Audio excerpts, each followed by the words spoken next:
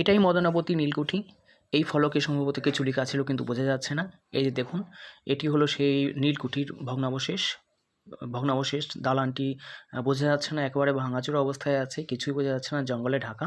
দেখুন পাশেই একটি স্বাস্থ্যকেন্দ্র আছে, পাশেই স্বাস্থ্যকেন্দ্র, তার পেছনেই এই যে ভগ্নাবশেষ, নীলকুঠির ভগ্নাবশেষ।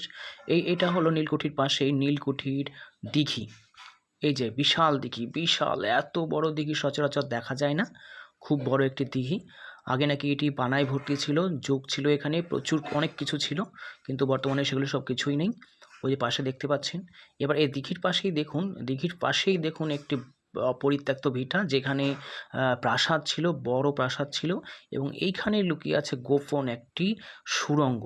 কোথা থেকে সেই সুড়ঙ্গের শুরু, কোথায় শেষ, কিছু বোঝা যায়নি। সেটার ভেতরেও কেউ প্রবেশ করতে পারেনি, ভেতরে কে আছে এখনও রহস্য উদ্ঘাটন করতে পারেনি। এটি আসল রহস্য, এই সুড়ঙ্গটাই আসল রহস্য। পাশে বসত বাড়ি আছে।